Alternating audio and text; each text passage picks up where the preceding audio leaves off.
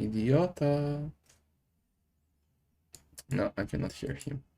Fix your shit, FedEx, if you joined. Did you know that people can now subscribe and then cancel the sub in 10 minutes and get a free refund? Does it mean that... Finally. Oh, idiota, you scared me. ¿Cómo estás? How you doing? I'm good, good. Did you see the Uh, high levels that I have already? yeah, sadly, I had to see that. You had 94 for like the previous 5 moves till you did it. I was So, almost 13 plus yesterday, so come on, give me some credit. and what happened? And then Why are you 11? I played while reading my Twitch and Yeah, Discord, and I got that's a good number. excuse. Come on, you can play Age of Empires and read Arianita, but not chess.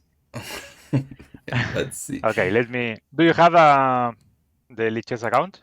Liches, yes, I insulted just for you. It's yeah, it's with the zero, right? John Slow. Yes, with a zero, some motherfucker. Uh, Okay.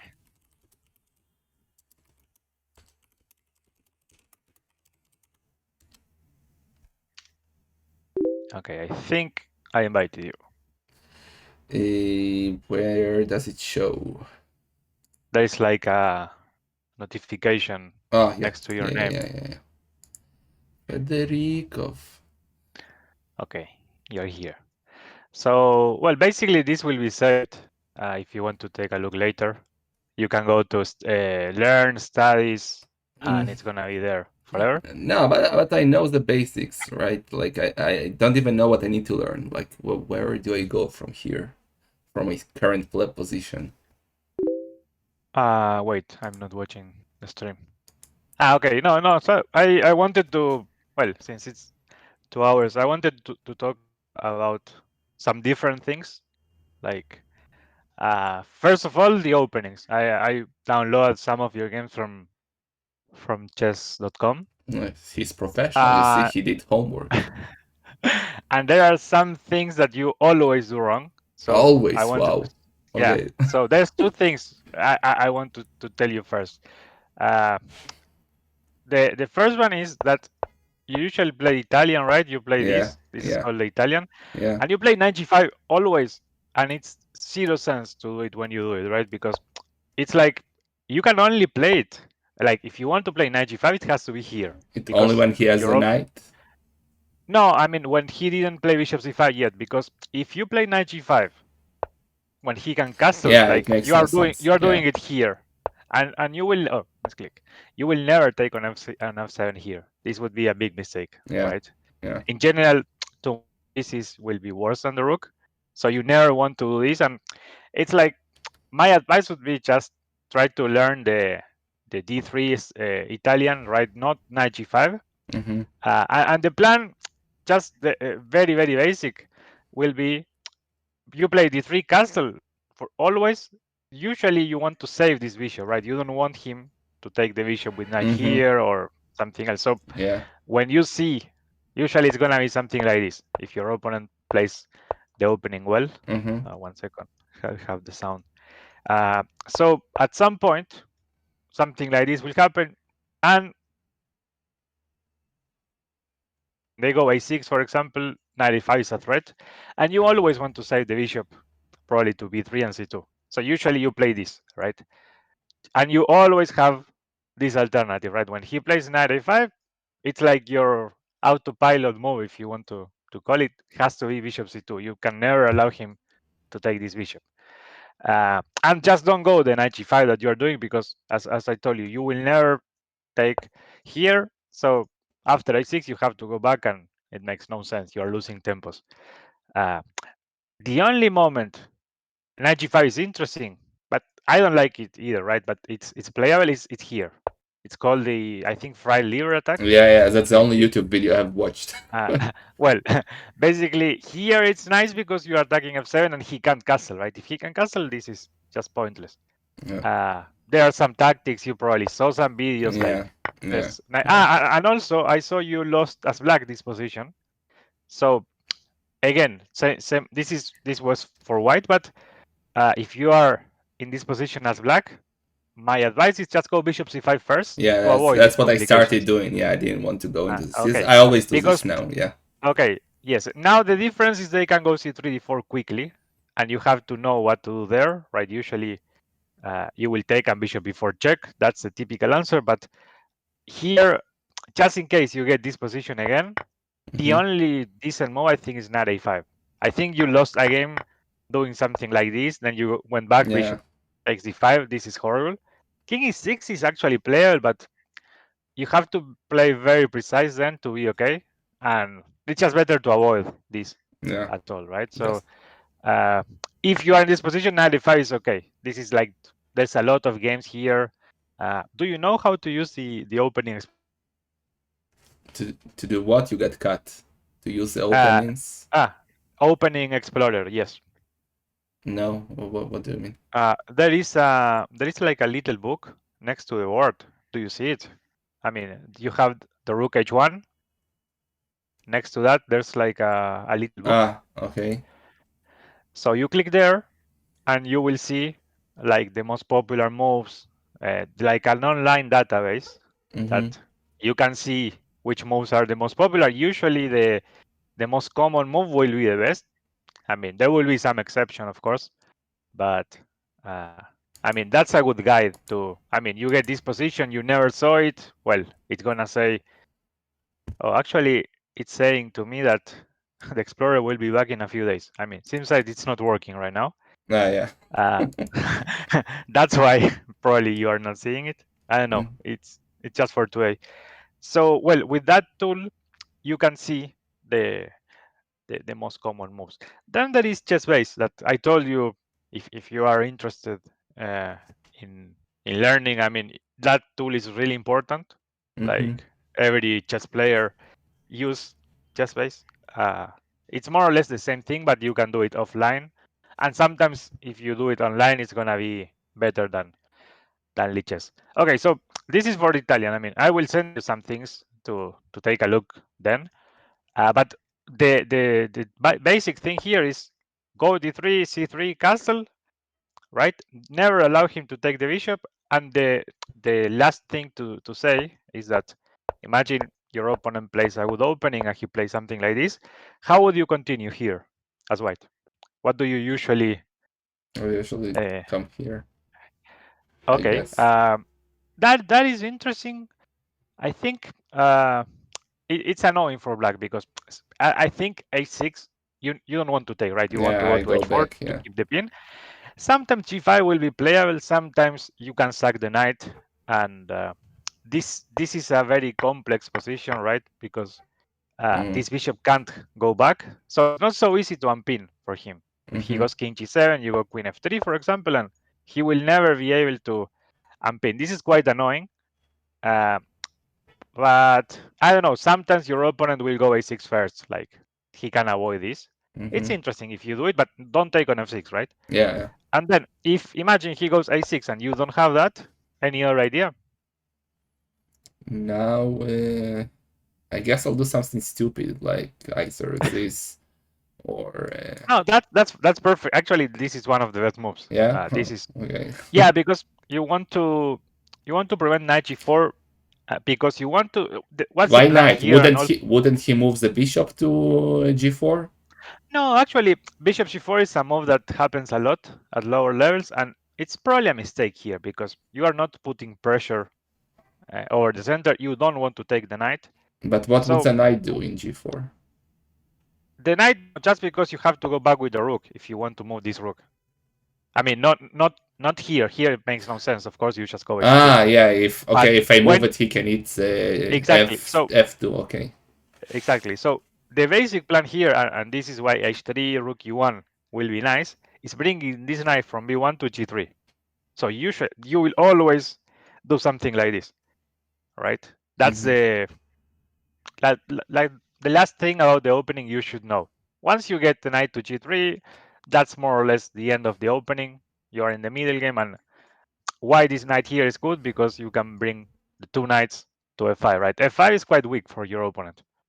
So before doing rook e1, you don't want him to play knight g4 and you have to go back, right? That's the point. You go h3. Uh, and something a bit more advanced, but it's good to mention, is that you shouldn't play h3 when your opponent didn't castle. There is a famous pattern here. Like if you imagine you play, your opponent goes h6 and you go h3, Mm-hmm. right? This move that, I mean, you would think this can never be a mistake. It just, I mean, maybe useless move, but you are not really harming your position too much. Actually allows black to open the g file by playing g5, g4, right? Mm-hmm. So they will just attack you like crazy, and it's gonna be really dangerous. Not the same when the pawn is here, because if he pushes the pawn, you just move the knight, and he's not opening lines, right? But Mm-hmm. h3 is like giving a hook, if you want to open the g file. So the rules would be go usually castle first, only go h3 when your opponent already castled, and never allow him to take this bishop, right? You always need to be ready to hide it on c2, and then the plan 92, 91, 93. That would be the like the slow Italian, if you want, not Low the is pride good for lever me. attack, and not c3 d4. So another thing that it's important, you shouldn't try. I mean, I know at lower level everyone tries to see a video of how to win in 15 moves in the opening. Well, you should try to learn a good opening. Like the Italian is a very good one when you are starting. The Italian or the Spanish, right? Rui Lopez is also good. But don't try any sacrifices. Don't try the King's Gambit. Don't try some games. But in the long term, you will not win, right? Like it's your opponents will start improving, and if you do bad openings, they will know what to do. So the Italian, it's like very good positional speaking. Also gives you attacking chances when you bring the knight. Then you can go to f5. This will be a typical thing. So okay, this is for e45.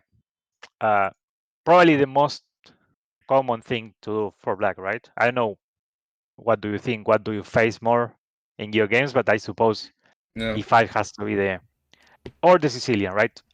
If I have to give you like the best two openings, should be these two, right? Like the Uh, most yeah. theoretically speaking, and also the French and the Caracan. I don't know if you're familiar with the names I or forgot everything. Like if I knew them, it's only as a child. I forgot. I don't remember anything. Okay. So, well, basically, if they move this pawn here, it's the best. If they go e6, c6, it's also very decent.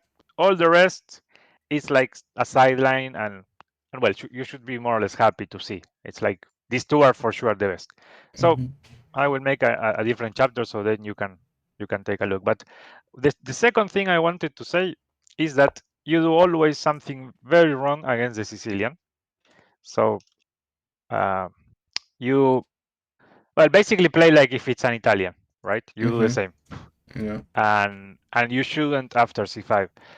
Uh, you are playing.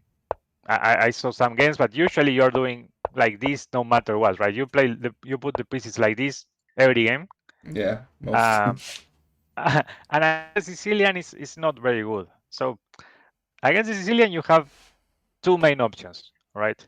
You can be brave and open, right? The open Sicilian, or you can be a coward that plays arena and you don't play d4, right? You have alternatives that actually are very playable as well. And well, there are many good players that won't play d4, but d4 is like the critical move, I suppose.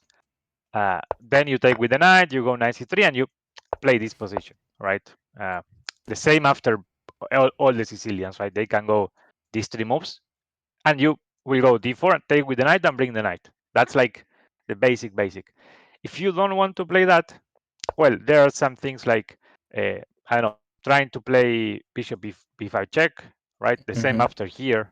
It's called anti-Sicilians. Are very good, right? This is uh, playable, right? This is a choice. It's like you don't have an opening that is better than another one.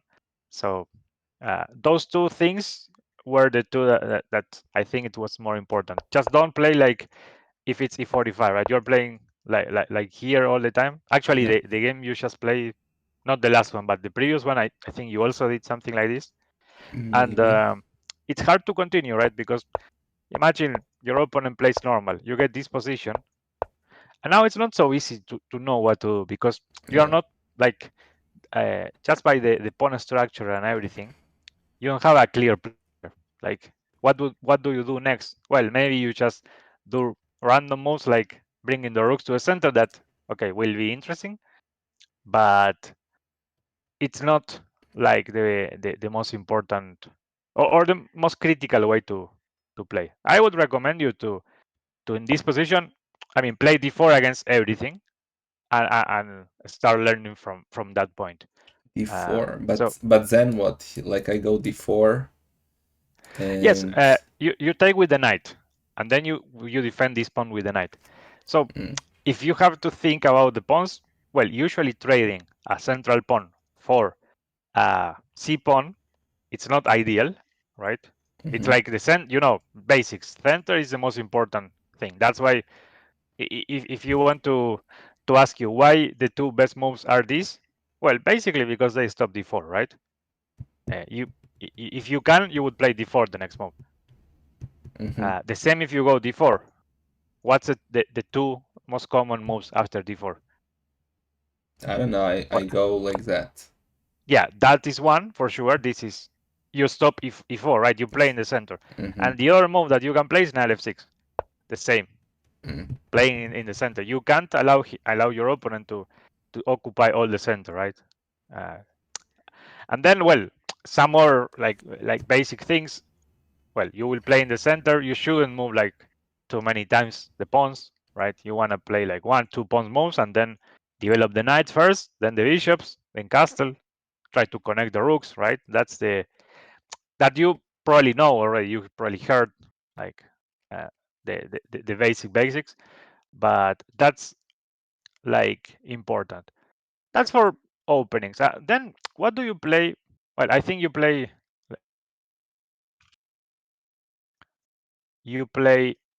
Well, you have to know more or less what to do after e4 and what to do after d4. Mhm. Why I don't mention the other moves? Because knight f3, c4, b3, g3, all these moves will be much more similar to d4 in general, right? So if you are playing, for example, d5 and c6, right? That might be the Slav. I think this is it's when someone start playing chess, the most easy or the easiest thing to do is to copy. If they play e4, you play e5. If they play d4, you play d5. Yeah, that's what I That's try gonna be to do. yeah, that's gonna be symmetric. It's gonna be less complicated if you want.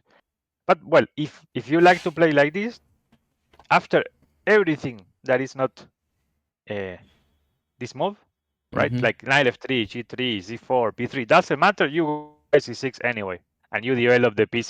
Uh, like I mean, I will just do this on purpose, but you want to put something like this in general. If you can get a setup like this, it's gonna be very, very decent. Uh, it's this is more or less a slab. Of course, your opponent won't let you make 10 moves, but that's more or less what you want to get if he's playing something normal, right?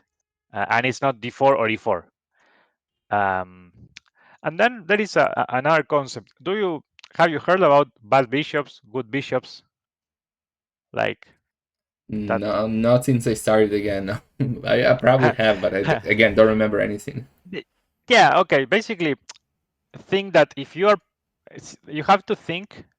The pawn structure is really, really important in chess. Mhm, Like you don't want to have double pawns. You don't want to uh, make like too many pawns that weakens the position. If you have the position like this, mhm, like you have all of your center in light squares, this is the opposite color bishop is gonna be your good bishop, right? So in general, you don't want to trade this one, and you could trade this one, right? You want to trade the pawn that it will be blocked by all your pawns. It's more or less like with the pawns you have to cover the squares that your bishops are not covering, right? mhm, So if you put the pawns like this bishop on d6 is gonna be really important. Another example is like you play a something that is called Stonewall. You have a position like this. right? Mm-hmm. It's more or less interesting. It's solid, but you have this bishop, which is gonna be terrible, right? Yeah, It's it's really, really bad. bad. So the first moment you have a chance to trade it, you should go for it. And you should never trade this bishop, because otherwise, who will cover the dark squares, right? Like this bishop, you can trade it like this, or what people do is something like this and just take whatever your opponent puts, right? If it's a knight, a bishop, doesn't matter. You don't want to have this bishop. So those are some concepts. I will send you a few things so you can take a look and check the openings, right? Mm-hmm. Then besides playing that, I see you played 10-minute games here, right? Yeah, 5+3. 5+3 also, it's a good No, time. 3+2. Uh, Sorry, 3+2. 3+2. Well, three plus Yes. two is more or less in the limit that you want to play, right? It's kind of fast. I mean, Mm-hmm. usually if you want to play good games, should be a little bit longer. But 3+2, at least the increment will prevent you from this just pre-moving and making random moves, right, to flag your Yeah, I opponent. hate it. That's That's why I stopped. yeah, that's playing bullet or playing 3-0. You will Mm-hmm. play like some seconds a good game, and then it's gonna be just moving the mouse, right? Yeah, And that's disaster. that's not helpful to improve at all. And 3+2 is like almost in the limit. Like I would recommend you a bit longer, like I don't know, 5+2, 5+3, something like that is a bit better. Okay, I'll do So 5+2. Switch. and then, do you do tactics? Do you do something like that? What do you mean tactics? Puzzles I did some position. puzzles. I did some puzzles this week. Not Where do you do it? Chess.com. chess.com, yeah. Uh-huh. Have you tried this puzzle rush? No, I heard about it. Someone in the chat said, "Oh, talking about chat, Juan idiota." But I heard about it, but I haven't tried. Where is it? It's let Puzzles. me send you a link. That's good. There's Okay. Puzzle Rush. Yeah, I just send you a link there in the Lichess chat. Mm-hmm. Well, basically you have 3 minutes or survival. Um, Probably the survival is the most interesting one for you. Like uh, you make 3 mistakes and you lose basically, but in survival you have all the time that you want. I guess if you are trying to train for blitz and to be faster, and actually the interesting part of that is not only solving it, but solving it in a decent amount of time, right? You don't Mm-hmm. have like 10 minutes every position to think, so you have to do it more like if it's a real game. Like uh, I mean, I don't know, in 3 minutes with your level, I don't know, but I would expect you to do between 15 and 20. Maybe that's too much. Maybe 15 would be a good goal in 3 minutes. Uh, I don't know if you have tried to do it at some point. You also have Let's try one. puzzle Let's try score. one. Let's try Okay. 3 minute. Yeah, let's Or do the 3 minutes one. I don't know I what to just do. want, Let's see. yeah, click there and just play. So I need to do the move right now, and Yeah, no, the computer will move, and mhm. then you have to answer. Sometimes you're white.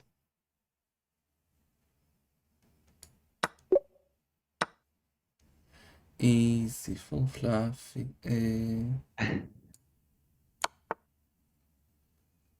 I don't know if I have delay. Probably yes.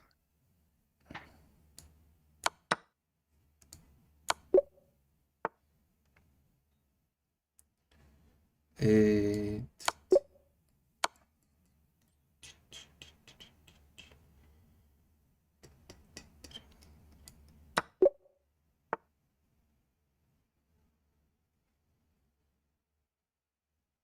no, that actually was right. Do you have delay in the stream? Some seconds, I think. Yes. Okay, but you're at 6 now, right? 7. Okay, yeah, then some.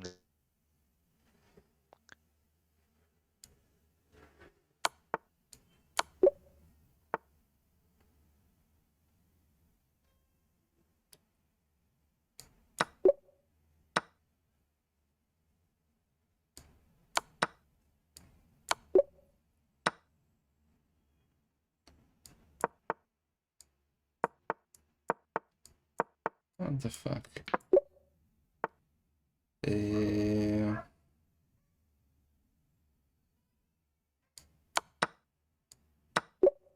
this is not.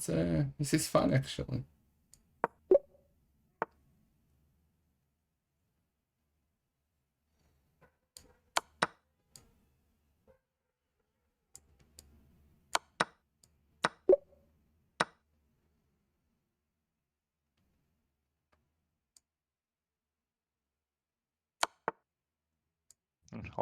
Almost. You took the knight. Ah, Nice.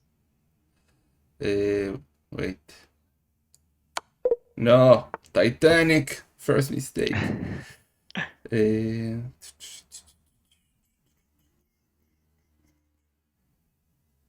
It's getting harder now. Oh, no.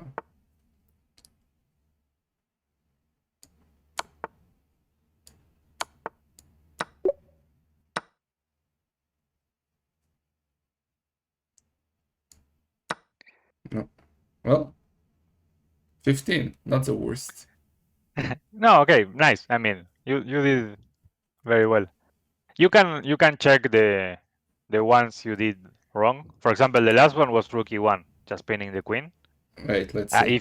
If you put the mouse over the cross, like Yeah, I the clicked it. mistake, okay, yes, it will open. So Uh, wait. Which move you is can that here? open. Is it black? Ah, wait. Play problem. So yes, I think just click the Yeah, yeah, okay. I the see. the right arrow, I suppose, because he should be g6 first. Like, yeah, Yeah, just it was rook takes probably. Queen g7 was right, and then you went queen h8, right? yeah, I went like here. Probably it was just taking the bishop, Ah, yeah, maybe. yeah, yeah, Like, yeah, yeah, yeah. True. it's. I mean, it was. I think just by what I saw that you could aim for 20, like in a good run, and also at the beginning, it's probably because it's the first time you Yeah, do it. first time I did it, I didn't know what to do. Oh, I see the move now. It's So yeah, like d5. yeah, exactly. Yes, because at the beginning you have to be confident. Like at the beginning, it's easy. You have to move and trust that it's gonna be okay, right? You should Yeah, do that to aim for 20. More or less, when you do 10, the the the puzzles will start being a bit more tricky. But at the beginning, you should see it like immediately. It's ah, it's it's more or less. And the last one, yeah, got it. Easy, so fluffy. you went queen c7, Yeah, and the right move was rook e1. yeah. Nice. Okay, this is Okay, actually so fun. that's a good thing to do. Like, I don't know, if also you have like a gold account, right? Yeah. Uh, I think you have some limit of how many puzzle rush you can do per day. I think, I'm not sure, but well, try to do a few. I mean, it's like a good warm up. I mean, maybe if you are also, I mean, maybe when you're waiting between games, instead of playing one rapid game, you can do one puzzle rush. Mm-hmm. And it's gonna be good because you start seeing patterns that then happens in the games, right? And then in the game you will identify them faster, The let's say. problem is that here I know there is something I need to do, Yes, something good, yes. and inside the game I never know if like if Of I knew course, in a game of there is a good move, then I would have done it. that's a main problem with puzzles in general, right? Because since you know you're winning somehow, you have to take a look at the moves that might be winning. You Yeah, won't be playing a3 or just developing a piece. You need yeah. to find concrete moves, taking pieces, checks, forks, something like that. So, well, that's something important, and I guess then you have another option to make just tactics. If you go instead of puzzle battle, you just go to the first one. I think it says puzzles in English. Uh, Puzzle button. yeah, puzzle battle. No, the first one. It wanna say just puzzle probably, but Just tactics. puzzles? Puzzles. Yeah, just puzzles. Uh, so in that one, well, it's gonna be one by one, and you will be. your rating will be moving. That one is also interesting. I mean, you have That's the one I tried. okay. Well, this one is good. Uh, I guess it depends. I mean, you have to go up a bit the rating to start getting a bit more tricky. At the beginning, it should be easy, but that's a good training you can do always, and everyone does, right? Of course, it depends on the rating you have. Like I do it. I think in puzzles I have like 3,000 or something. And then the positions you get are super super tricky, and you have to consider a lot of things. At the beginning, it's gonna be more like finding patterns. Like you have to know forks, like pins. Yeah, 11 you plus have noob. 11. No, no, you can easily have, I don't know, 1800 if you start doing it like more or less seriously, right? If not moving just the first move, Mm-hmm. but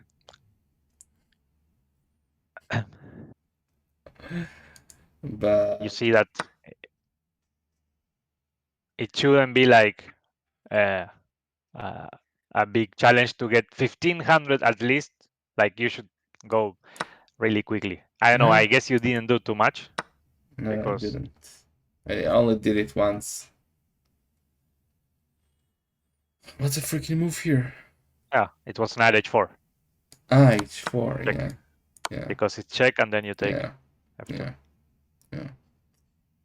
Hmm. So now it's probably if you move quickly, you will fail. But if you think like, I mean, 30 seconds to 1 minute, these positions, you should be sure that it's gonna be the right move. Yeah, it's also not time limited, right? Yeah, it's not. Yeah. In tactics, I think you don't have any limit. But puzzle rush, I'm not sure. Okay. Okay. Okay, that's for tactics. That's there is some alternatives like you can do the same in lichess, Do or just what? I will write here. Uh, that you can do the same. Lichess has also something like Puzzle Battle called Puzzle Storm, but it's the same. I mean, it's free and you don't have limit. Mm. Maybe that's a good thing. So take a look. But I will write here Puzzle Rush and Puzzle Storm for tactics. Mm-hmm. Uh, and then the other topic I wanted to see what do you know endgames. Have you, I mean, maybe when you was a kid or something, have you ever read something about endgames? Do you know like the basics, some rook endgames, some No, king and pawn the endgame? rooks and the ones. Yeah, I guess I can easily finish that. I think. Like, can we get there Uh-huh. quickly to maybe to check to do a test? How do we get to an end game? Is there like a mode? Yeah, I will put a position. Okay. Let's just do this one that is simple. I want to see. Imagine you are in this position and you're white. Okay. Oh, So like I do something like that, okay, I go right? here, suppose. And go forward. Okay, that would be a big mistake That would be a mistake. because yes, have you heard opposition? The concept. No. If I go king, I Okay. get what is called the opposition. So you will, in order to win, you Mm-hmm. need the king in front of the pawn, right? The king And in you need to front get, of. yeah, in front of the pawn. If you do this and you do this, this is something. That's what I was asking Ah, if you now I knew. need to go back. Yeah. Okay. Okay. Yeah, and now no, here you can't win. It's Ah, like if it's I play over. correct, yes, because when this happens, I will always go to e8, Mm-hmm. and you can't get the opposition, right? Because the pawn is there, and if you go there, I will just go the same way, Mm-hmm. and you can't win. This is Okay, like that's the one I forgot for sure. Like I don't remember this at okay. all. This one is like one of the most basic things because many times you will end up in pawn and king versus king, right? Mm-hmm. Every endgame you start trading and you get this. You have to know. So in order to win, you need the opposition, right? So king d5 is not bad because 7 getting the opposition, you still have e4, Mm-hmm. right? and you need to get this position, but with black to move. If Mm-hmm. it's white to move, it's a draw because I Mm-hmm. just follow you forever. If it's white to move, what you can do is going again to the position, right? And the next move you will just go to the other side Mm-hmm. that I go, Mm-hmm. and you keep improving. So Mm-hmm. you go here, and in this position, what can you play? This. There, yes, and after this,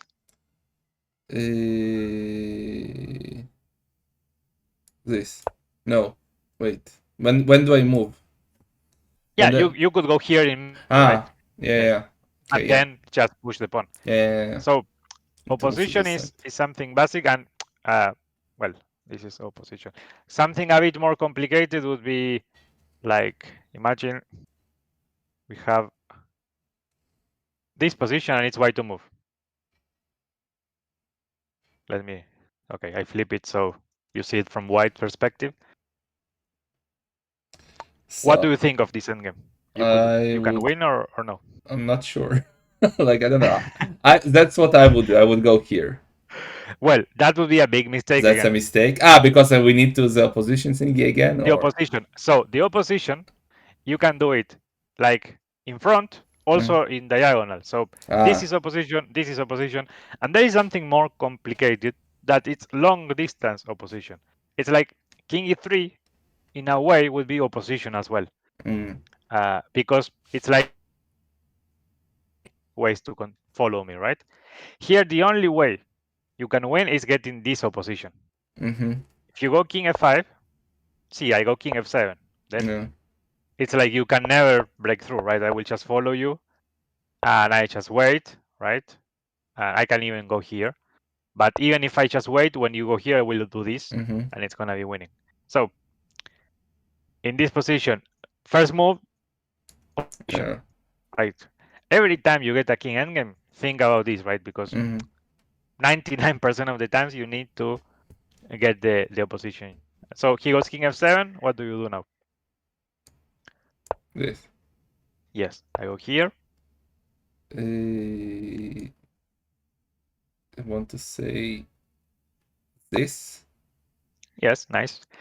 This maneuver, I think it's in English, it's called outflanking. They you just need to do like this all the time. Mm-hmm. You get the opposition when he moves the king, you start winning a space. So well, what happens now, and what you can see after king g5 is that you will win this pawn, right? Mm-hmm. It's like there's no way because this pawn is covering these two squares. So you will just bring the king. Eventually, you take this pawn, Mm-hmm. right? Now the question is, imagine I let you take the pawn, right? Mm-hmm. And when you take the pawn, I get the opposition. Mm-hmm. What do you think it happened? Try to think a few moves ahead. Like, if can you win as white? I guess yes, but how? And I guess I need to go back somehow. I don't know, and like, but that still doesn't Well, help no. me. Then I go king e7 and it's a draw. So what You do I can't do? allow. Well, you have to. Here it's an exception, right? Mm-hmm. When your king is on the fifth rank or more, you win always. So I Mm. was asking this because maybe you think, okay, opposition, black makes a draw. No, here doesn't matter because you do this, d6, and now you got the opposition back, Mm. right? Okay. If we if we change this a bit, this will be more clear. Let's put the same position, but now here, one one closer to our side. Mm-hmm. So we do the same. We go king g4. Mm-hmm. We get the opposition, and we will win this pawn for sure. There's nothing you can do because you start maneuvering and you take the pawn. But now, when you take the pawn, your opponent will put the king on d7, Mm-hmm. getting the opposition. So, in difference, it's gonna be clear if we do this, right? We get the opposition. We go king here, king here, king d7, d6. The main difference is that you have the 8th rank to play, right? In the other position, you have to leave and then king e6. Mm-hmm. Like here, imagine we do all the same. We take the pawn. Oh, actually, here we go king e6, d6, king d8, d7, and you don't have king back. Let's say Yeah. king d9. So you have to leave king e7, and you lose. Mm-hmm. And in this one, the opposition matters a lot. The pawn, you still make a draw.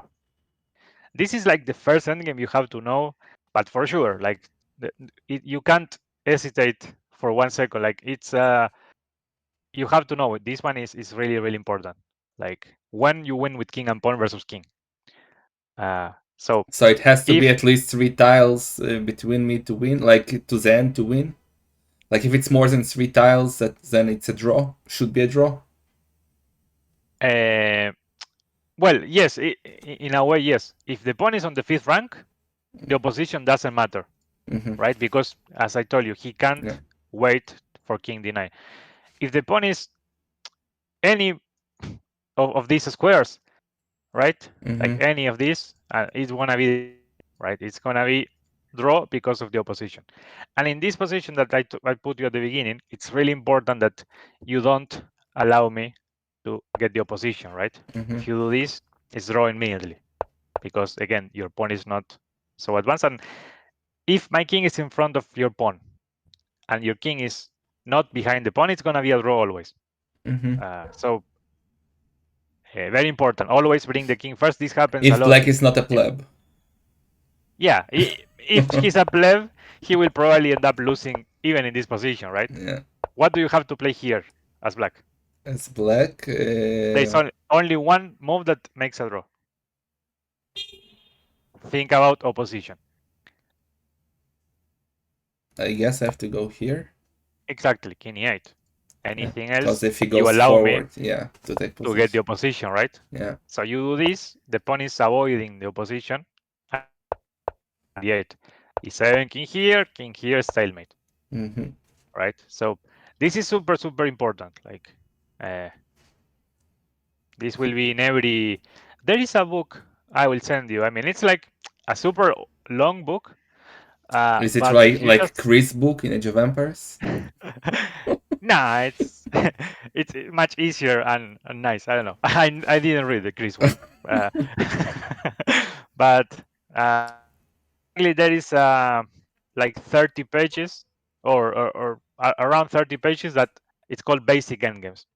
If you just read that one, it would be great. Like you have to know that one, and then the rest doesn't matter. It's gonna be like 400 pages, but then it's become much more complicated. But the basic ones here, this one will be. So remember this word opposition. Like it's super super important. Um, the other super important endgame is a rook endgame. That imagine we have this position. This is I always fuck up something like that. Yeah. So we are black in this. Let's flip the word. So we think that we are black, Mm-hmm. and you have to make a draw this endgame. Mm-hmm. So what do you think you should play?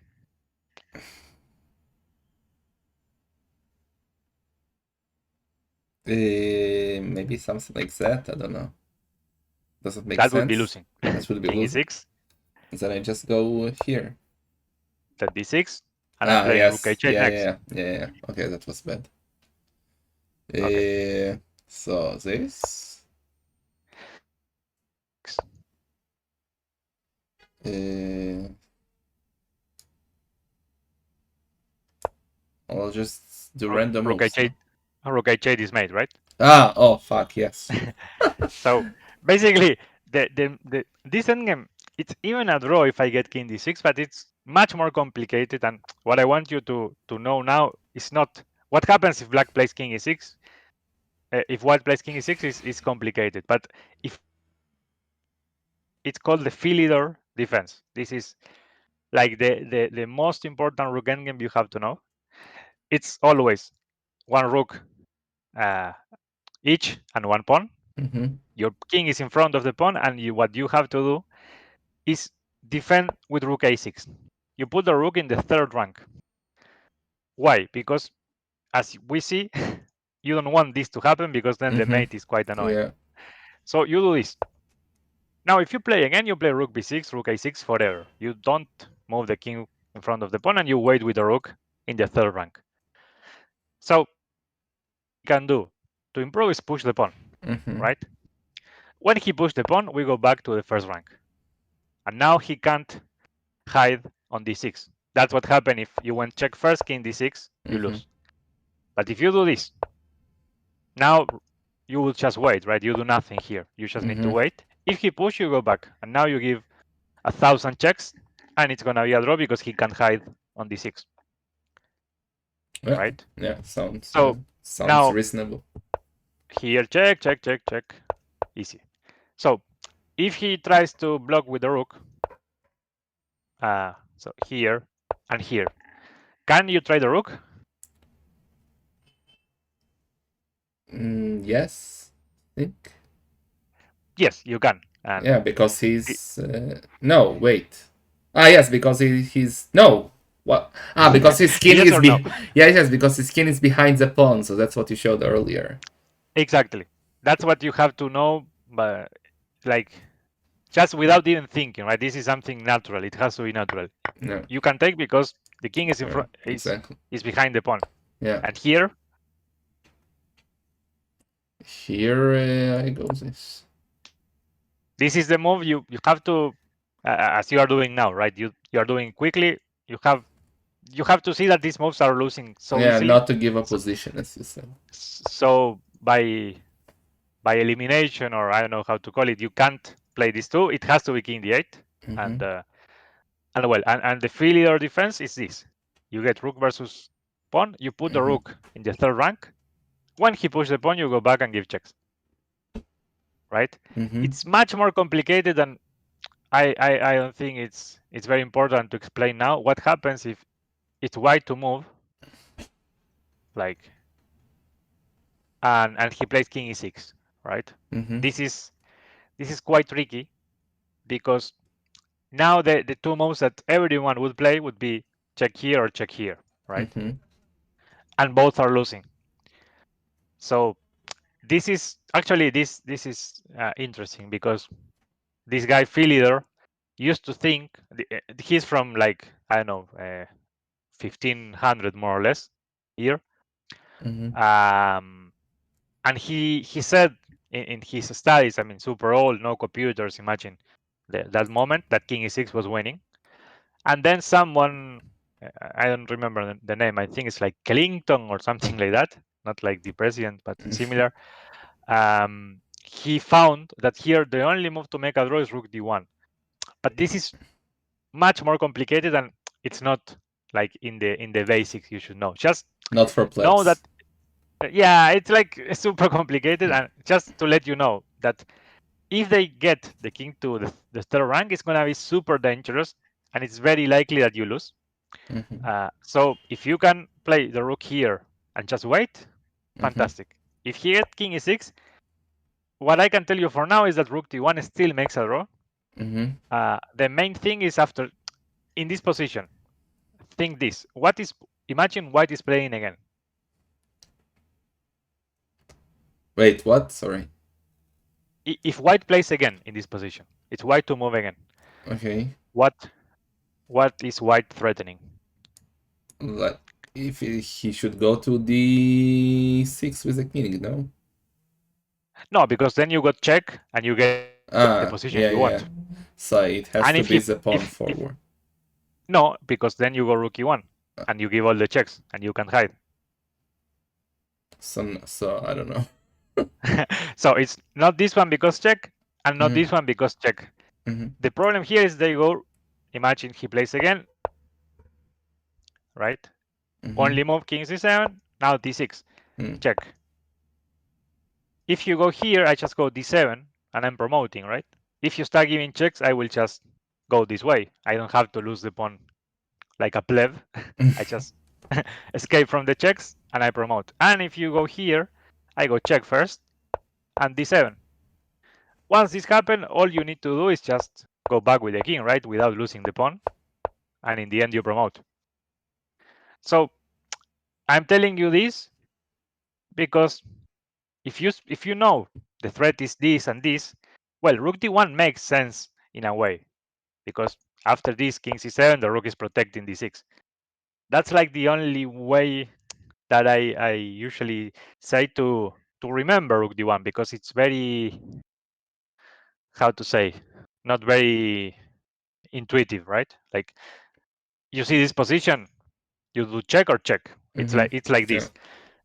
I'm pretty sure I put this position to 100 players at your rank. This check or this check, not only, no other move. And this one is because of this. But well, for now, think that failure defense is the third rank defense, right? You put the rook here. When he pushes the pawn, you go back and give checks. So this can save you a lot of half points, right? Drawing to losing, it's very easy to lose it. If you do something else, they just go king e6 and it's almost losing.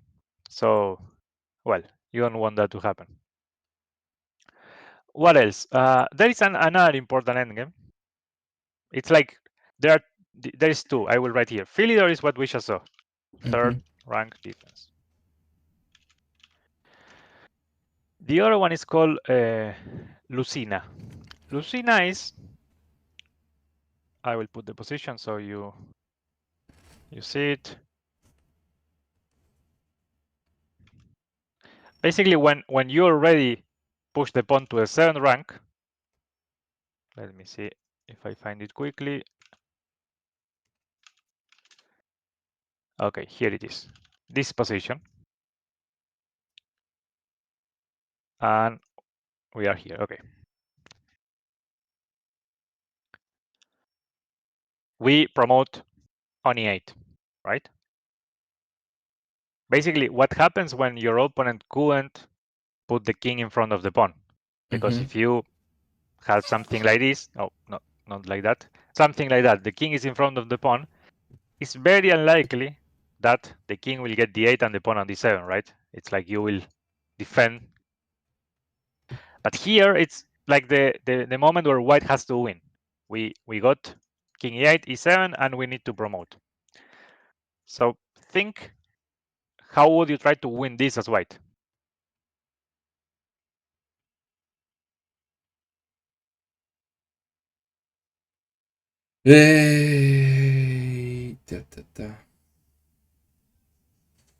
I guess no, it doesn't make sense. If I move anywhere with the king, he can just check me. So I need to do something like that, maybe. Perfect. First move, very important. Rook g1. You need to like kick the king a bit further, right? If he goes king f6, you win much easier, let's say. What do you do? That. King f8, perfect. You just promote, right? So he will go to h7. Now the idea is, if you try to go out, I will start giving checks. That's why I don't want to block my own check on f2. Now what?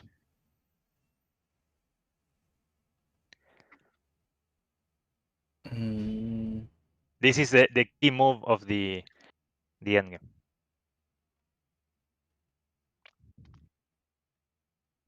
This is too advanced.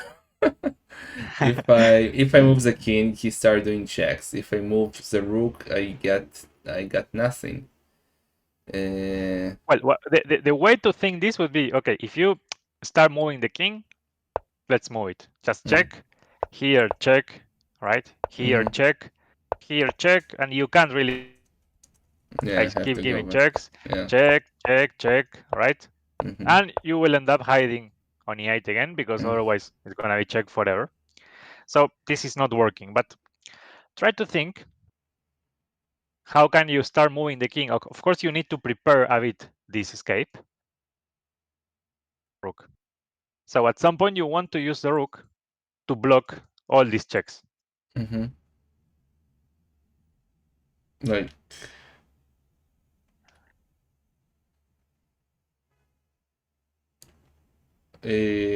like if I move it here, he just moves, right? So it makes no sense. That's not helping. So I need to move it somewhere to the front, I guess.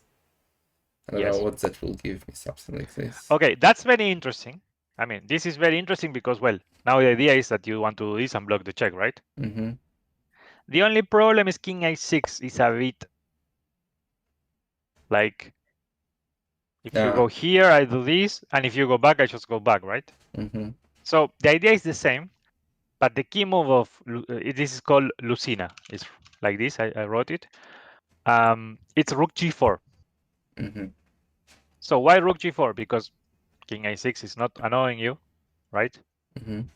And now, well, probably black will just pass, make a random move. When you start doing this, you go king e6, king f6, king e5, and rook e4, Mm-hmm. right? Mm-hmm. So you could also tell me, okay, this check is not necessary. I can go rook e2, just waiting or something like that. And now, yes, we do rook g5 and rook Mm-hmm. e5. We end Yeah. up winning like this. But not rook g5 immediately because king a6 will be a little bit annoying. It's like you don't make what you want. But rook g4 first is this is the famous Lucina move, right? This can happen. I mean, not only with the a pawn. All the moves that I'm showing you will be more or less the same for every pawn except the rook pawn.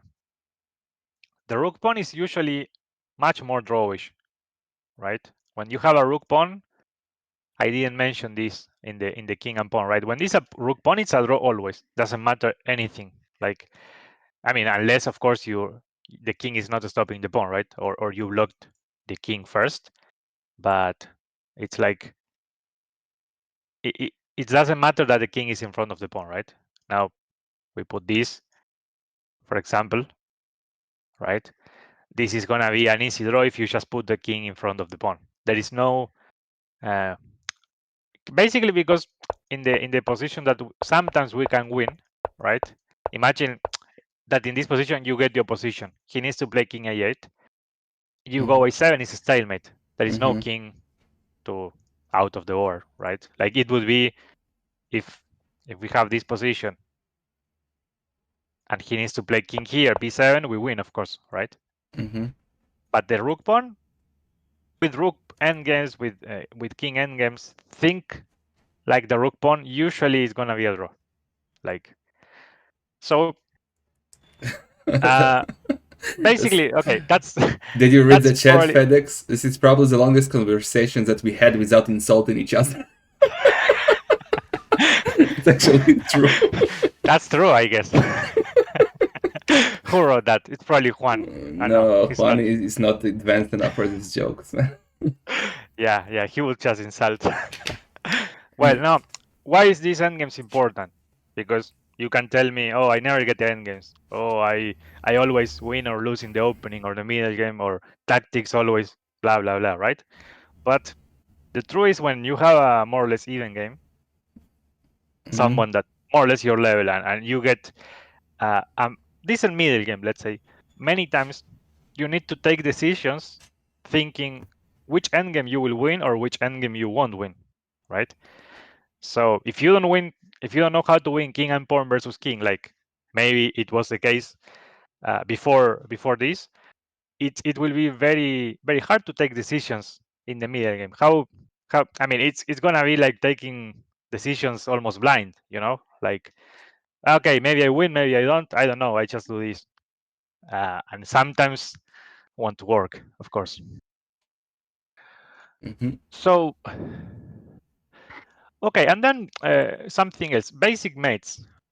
Do you know how to mate with well, with queen and rook? Of course, Yeah. but two bishops, do you know? Two bishops. Wow. No, no. Maybe like I don't remember anything like that. But I knew that for sure. Like that one I Okay, yeah, remember knowing, well, but not sure if I can two execute it now. bishops, two bishops. I will just to let you know because sometimes it's good to know at least which one are winning and which one are not. So if you just know or has that information, then in the game you will find it. Two bishops, it's winning, and also you don't really have to be Wait, intuitive. you You got have cut to. again. Two bishops are. What Oh, did you sorry. say?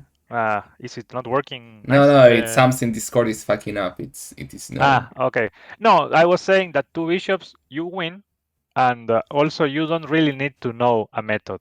It's Mm. like you just need to mate on the corner, of course, just by logic. Two bishops, you won't mate the king on the center. Mm-hmm. Uh, but then you have knight and bishop that is also winning. Uh, let's just put one position. Like, imagine this. This is the position that everyone should know. I mean, it's not like happens too often, but this position is winning. Uh, where do you think you have to make the king? Like, if you have a mating idea, where it's gonna be? In the In corner, I guess. yeah, No. in which corner? In the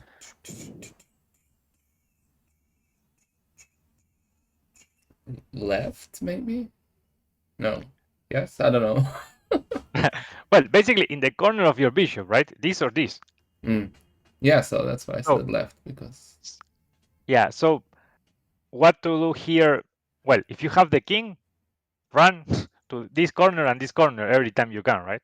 Mm-hmm. They won't mate you in the corner that is not this bishop. Now, in order to bring the king from the bad corner to the right corner, you need a method, and this is something.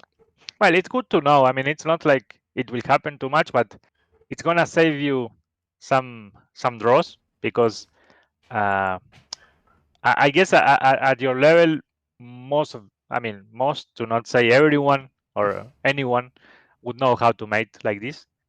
Uh, you need to bring the king to this corner, right? Mm-hmm. And you need to start taking the squares one by one, right? It's like Mm-hmm. the method. You start with bishop here, Mm-hmm. right? And it's the most famous method. It's called the W method, right? W because that's what you will do with the Mm. knight. You don't do anything else. You have to. If you start thinking these moves, it's because you are doing something wrong. Basically, Mm-hmm. you need to do this. And why is this hard, right? Because you start going 95 because you need to take this square with the knight. But it's if I ask you, how can you stop the king going to a1? Well, you It's always need to move the king, you know? Like, the king should yeah, be in front of him always. yes. So king c7, and this is the part. Okay, I go here,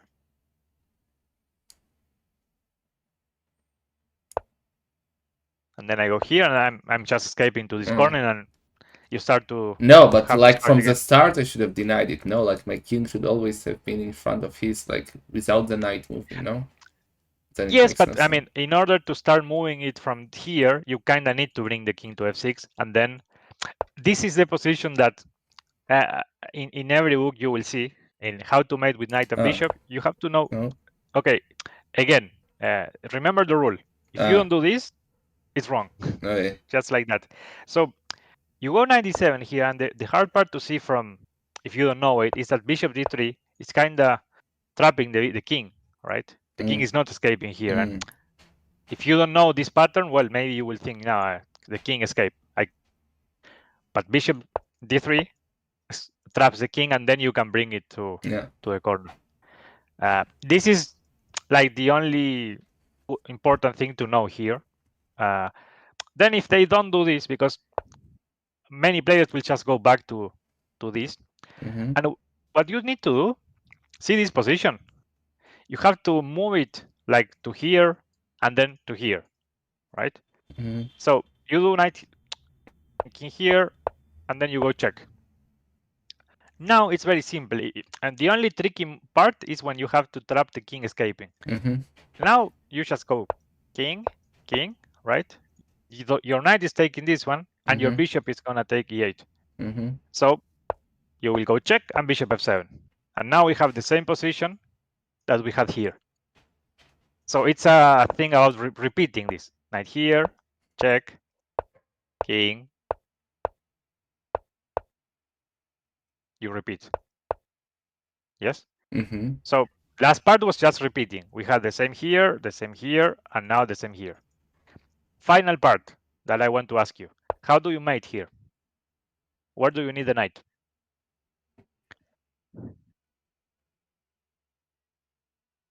I'd go here. If king b8? No, actually, no. Wait. How do I go back? With the keyboard, right? With the arrows. Ah, okay. If no, wait. If I go What here, square do you have to take with the knight? this, but it makes no sense. And he No, goes. I mean, black has two squares to move. These two. Mm-hmm.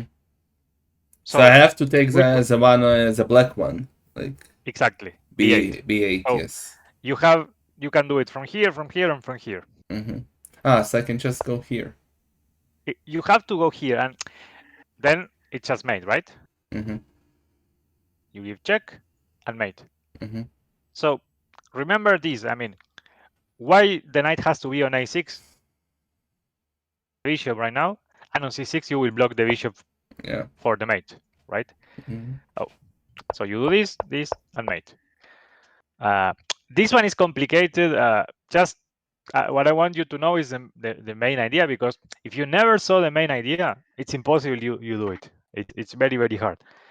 If you know the pattern, well, you have some chance. Still, I think it's hard to do it, and you won't get it too much. But the moment you have it, remember, or the moment you have the king, right? If you have the king, run to the opposite color of the bishop. Mm-hmm. Uh, and well, you have to know like this position Yeah. that I will it never looks like the remember king. it, but I agree. Yeah, it won't happen. I mean, in all my games, I think I did this mate like 4 or 5 times, and I don't know. I probably for sure. So it's not happening too much, but it's good to know, right? Because it will happen. You have a knight, bishop, and pawn versus a bishop, right? Mm-hmm. And you will be trying to push the pawn without him taking and sacrificing the bishop because you don't know how to mate, and maybe you can't win if that's the case. So in some situation could work. Then some other important endgame. I don't know. The last one to finish with endgames that imagine we have king and rook versus king and bishop. Like I don't know, just random place like here. What do you think of this? Can you win or not? I think that yes. I guess if no, you can for sure, right? If you're asking. No, uh, sometimes you can, sometimes you can't. Basically, I put this position first because corner.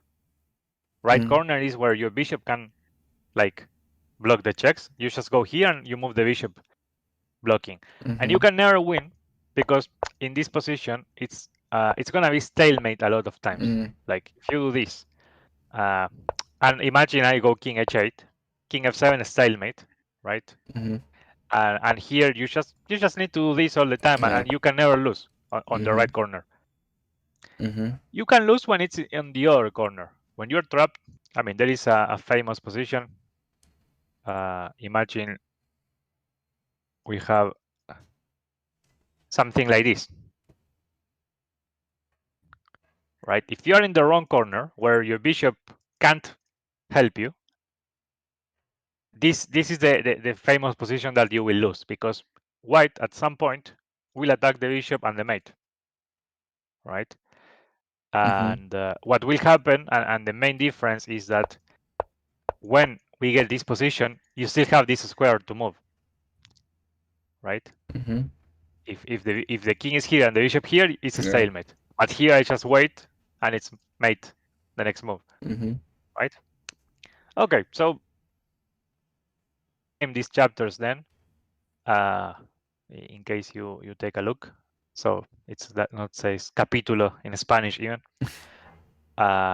But and also send you the it's a PDF. I mean, sometime you read the 30 pages and your endgames will improve a lot because it's just knowing some things, right? It's not even that it's complicated or anything. the basic endgames, you you have to know them. Uh, and well, then about the openings, um, let's do something more about this. Oh,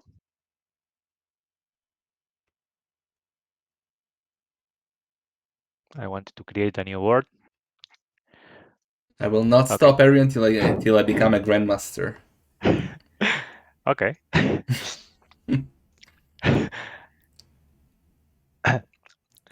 I'm reading that they're evil. I think you will keep playing chess for more than 2 weeks. It will So, happen. I beat him on arena. I'll wreck him in chess too one day. come on, it's showtime, remember? It's so. Yeah. So let's flip this. Yeah, I And think like also the chat has a good point. Like they complain that my worst part of the game is like the middle games. So did opening and ending, but like middle, I sometimes don't know what to do, like what to aim for yeah, even. middle games. Let's do this. To to finish, I just I will copy your games, some games from today that you just played. Mm-hmm. Let's pick some that you lost, so I have more to criticize you. So let's suppose, well, these three to start, and okay, let's start with this one. This one you played it like 3 or 4 games ago. 3 games ago. You're black. So let's flip. Knight c6. Okay, you always play this, right? Mm-hmm. Okay, this is okay. A6 is okay, Mm-hmm. and very well. I mean that you took with the d pawn. Very Mm-hmm. typical mistake here is taking with the b pawn. Mm-hmm. The rule is taking to the center, right? Like usually you want to take to the center, but in the Spanish, there's like an exception, and you usually, to not say almost always, we take with the d pawn. Mm-hmm. Why? Because have you heard about pawn islands? No. Something concept No, like no, that. no. Well, basically, imagine this position. Pawn island would be 1, 2, 3, Yeah. right? And white would have 1 and 2. It's like Yeah. this I this hate match. islands. If Yeah. you watch me on Age, but yes. You can still do conks and land.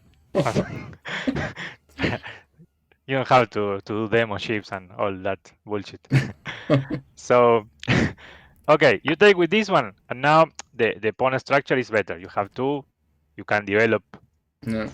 easier, right? So knight c3 here, and now, okay, bishop g4. I don't know if it's the best move because think something like this: when you go bishop g4, Mm-hmm. do you usually know what will you do after h3? Like, H5. what's the problem here? He could play g4 and take this pawn, Mm. right? And then I'm And screwed with, yeah, yeah, that's true. it's gonna be bad. So Yeah. in this position, you probably want to defend this pawn with f6, with bishop d6. Doesn't matter too much. Mm-hmm. I guess f6 is the best move because you don't want to. You want to try the queens. You want to go for the endgame here. So if he plays d4 and he takes with the queen, you still want to try the queen, right? So you go Mm-hmm. c5 and take the queen. Mm-hmm. So you get a good position with two bishops. I mean, this would be decent. I think there will be a lot of games in this position. It's a pity the explorer is not working because you would see. I mean, I would say probably thousands of games in this position. But Mm-hmm. bishop g4, I guess you have to take. And why I'm asking you if you think when you go bishop g4 you will take, because taking is not good, right? Taking here is, That I makes mean, no you have the sense. bishop pair, right? Mm-hmm. The bishop pair is usually an advantage, so you don't want to do this. I mean, if you don't have anything in return, if you win a pawn and you give the bishop, well, maybe. But doing this just because you want to take the knight, no. And if you go back g4, takes the pawn, right? So yeah. this would be a mistake. He didn't take, and you didn't defend. So there you have to be more focused, more alert, right? This pawn is hanging. Yeah. He didn't take it once. Well, he gave you the chance to do this or this, right? So now he takes here. Yes, and now it's probably an annoying position, right? Once you lose the pawn, he will just go bishop d2. He did well, and I would expect that if you're playing a good opponent here, this is probably hopeless already. I mean, like if your opponent is good, I know what you're rating. There will be chances Yeah. more than they should. Like not like not trolling you. Like there will be chances because they won't play the perfect game from here. So you still need to find some tricks. And well, you're attacking. He sees it, but he plays solid. And actually, so far, it's really bad for you. And at some point, chance you have, right? You take the queen Yeah, and I you're winning. didn't pay attention. So here it's a mix of if Titanics. you have to say why did you lose this game? Do you think it's because of the opening or because of tactics? I guess both. And It's not paying kind attention. of it's a mix, I suppose. I guess mainly tactics because you could win in one move, right? Like you still have your chance, and now you're checking, taking b2. It's quite annoying for him. Yeah, But that's what I again, wanted. if he was lucky also because I mean probably he didn't see the queen Yeah, yeah. only I after. also didn't see it. Yeah, so this, but also the opening didn't go well, so it's like a mix. Then let me copy. Yeah, it's all 3+2 you're playing, and also you play a lot of games. Yes. I'm bored. Something I don't know. Usually, you're probably playing while you wait for the stream or not. No, at work when the code is compiling or when I'm waiting for someone to answer a message or something. Okay, okay. A bit tricky, right? If you're like waiting for something, probably you're not gonna be focused too much, right? Like Yeah, yeah. I don't know, you're waiting for something, this something happens, and then you have to finish the game, but it's like at the same time, I don't know, Arena is starting, for example, or the Discord finish compiling. Uh, so, okay, let me copy a few more. Okay, this one was too quickly. What happened? Okay, you just... let's just copy anyway. But this one looks like you blundered something in the opening. So, okay, you can see that this is also from chess.com. There's this. And it's going to tell you the more important moments. Like 94, for example, is a mistake. And this is a mistake. In general, when you play d5, you don't want to put this knight in front of this pawn. Like the most convincing or best way to develop is going to be putting the pawn on c6, the bishop here, and the knight on d7. That's like the thing you should aim for. You saw when I told you if your opponent is doing nothing, how you want to put the pieces. It should be like something like this. You have to, in d4 openings, you have to aim for something like this. The knight on c6 is gonna be annoying for you because many times, well, they can go c4 and you really want to hold the center with c6. And also when they play queen b3 or a move like that, in many situations, imagine you do this, they do this, you can go queen b6, right? There are a few patterns that with knight c6, you are just creating some problems for you. Why would I The go with the main, queens though? Ah, because because it opens the yeah, rook if if he trades. this is a strange situation. It's like it happens a lot in d4 openings, and it's like no one really wants to take the other queen. If you take, his rook is gonna be active. If he takes, your rook is gonna be active. And these pawns are not weak at all, right? How can he attack this pawn? It's impossible. in order to have a weakness, it has to be weak, but also your opponent has to be able, I mean, he has to have a way to exploit that. This pawn, not only that is not weak, how this would be weak. Imagine we just make a little change and we have this position, right? Yeah, I would say these 2 pawns are a bit weaker now. yeah. Like, if we have this is very solid again. Like, we can play the pawn on b5, and this structure is usually very nice. So, in general, you don't play d4, but if you would play d4, I would tell you don't play knight c3 ever, right? Play c4 first. You know, the Queen's Gambit, this TV show that is super popular now. It's this opening. That's what I'm watching now.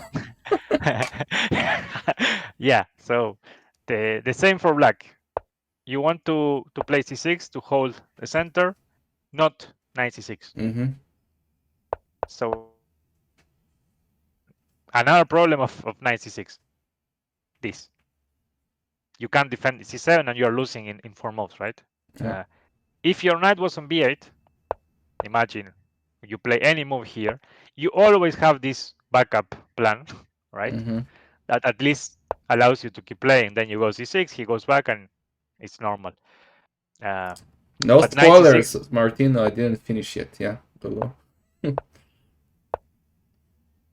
Okay, so now you lose a pawn. He goes here. Bishop d6. He takes, and you resign.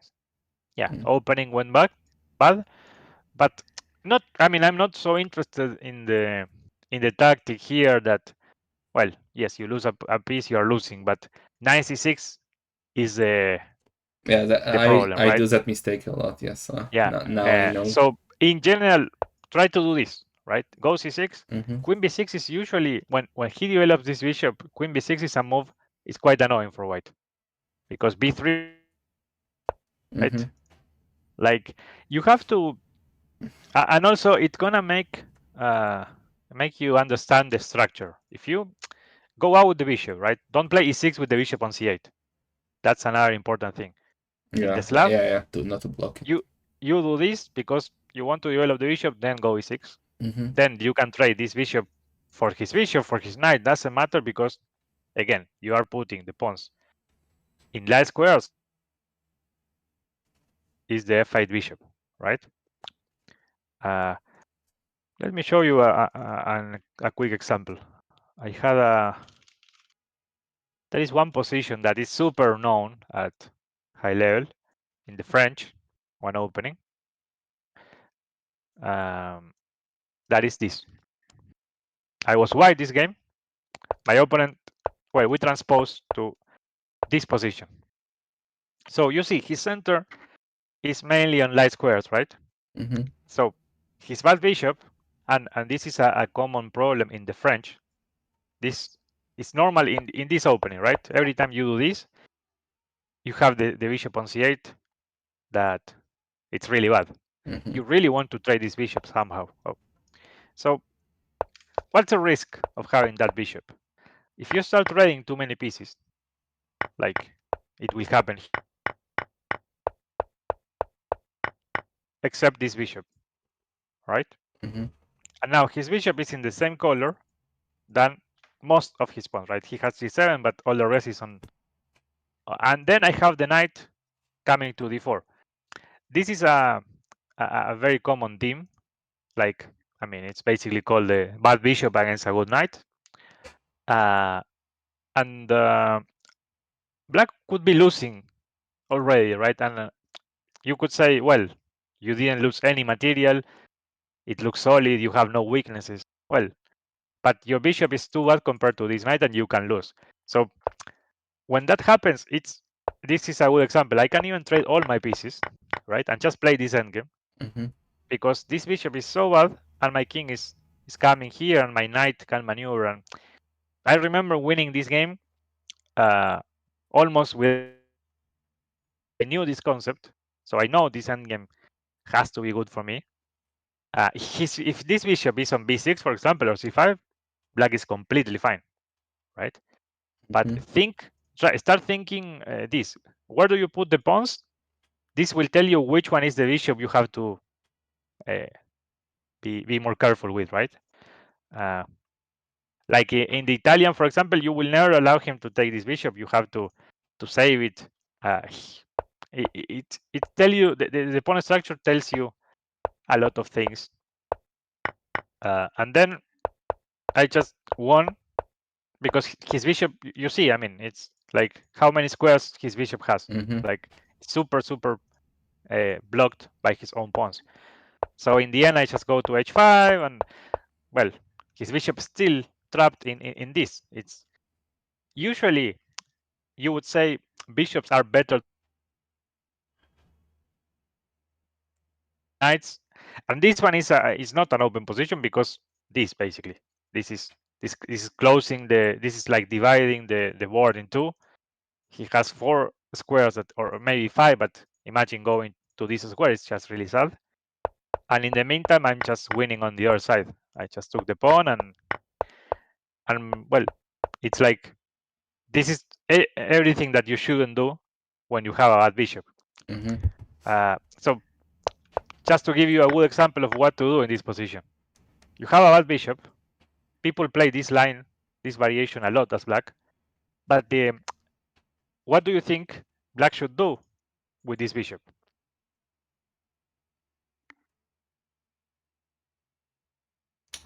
I guess somehow take him out on the left. No, like start develop, but no, that's a bad move. That's a really bad move. that you blunder. I mean, the idea is very good. You want to play bishop a6, Yeah. right? Yeah. But first you need to play before, otherwise you blunder Yeah, b5. yeah, that's what. So you do this. He moves the knight. You go a5, and then you go here and you trade it, and then it's more or less okay. But it's very important to identify like which pieces are good and which pieces are bad. Like bad pieces, you want to trade them, of course. I'm copying one more from you. This one is also one of your last games. No, yeah, I remember. It's Israeli Derby. Okay, so he goes d6, you go bishop c4, normal. Also, you could play d4 here. It's a move that in general is good. I mean, like in the Sicilian, I told you, right? In this position, you like to play d4 and knight takes and knight c3. When your opponent plays d6, it's going to be a good idea as well. But anyway, bishop c4 can be bad. Knight c3 and here. So your opponent's playing a bad opening. You know, moving the queen too quickly can be right. It's a mistake. Like, and I see that you put the pieces like this, and this is the first thing I want you to try to change a bit, right? That you do this like always, right? You put the pieces this way all the time. And well, here d4 would be better, for example, like here as well. And oh wait, someone is challenging me. Okay, so and then the idea of bringing the knight like this, as I told you in the Italian, happens a lot as well. So you want a3, which is not bad, but I have the feeling that you want to play moves like a3 or h3 when you don't see anything more productive, let's say. Yeah. Like if you don't have any alternative and you don't know what to do, well, you do that. But here, for example, I like to castle, I like to play bishop e3, right? You have like a bit of developing moves before this, right? Maybe h3, I would like it more than a3 because I'm thinking that if I castle, maybe I don't want to face bishop g4 and bishop takes, right? That could be a reason to play h3. But a3, I don't see. I would like to do this right now. So, okay, nothing very important. Now you play d4, perfect. You have to, I mean, your opponent didn't develop a single piece here. You played much better the opening than him, right? He goes f6, holding here. That's interesting. So now, well, very nice. I like what you did here. You bring this knight to f5. It's more or less the same than doing this, right? In the Italian. But you went knight e2. I like this move a lot. Queen takes. Also, I don't think he should give you the bishop for no reason. Like, I mean, at least wait for h3 or something. But even here, what happens if you go h3? Cheats me. Like, why would I go h3? To kick the bishop. But he will just wreck it, no? Exactly, Like, exactly. Yeah. That's what I mean.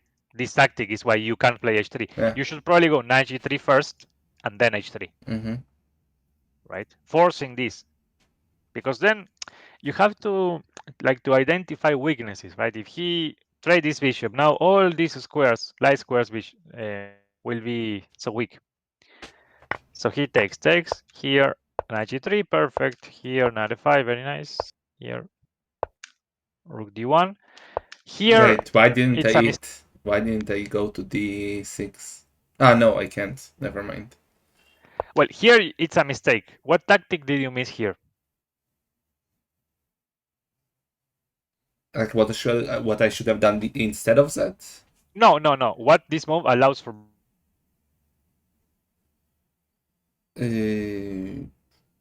That he didn't play, but it would be very annoying for you.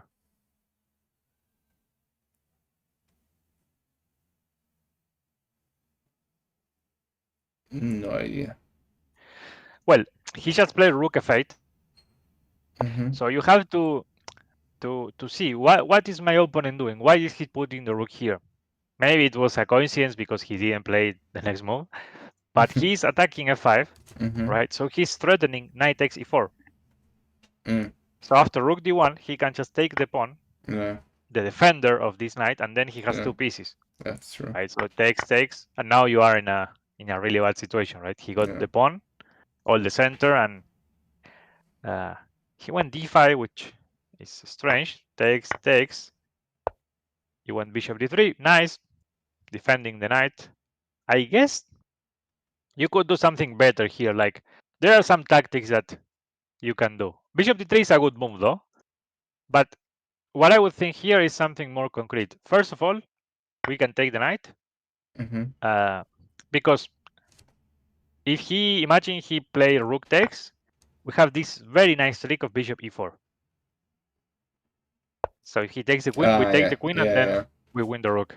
Mm-hmm. That's complicated. Another one that you can see here is queen h5. This is very nice.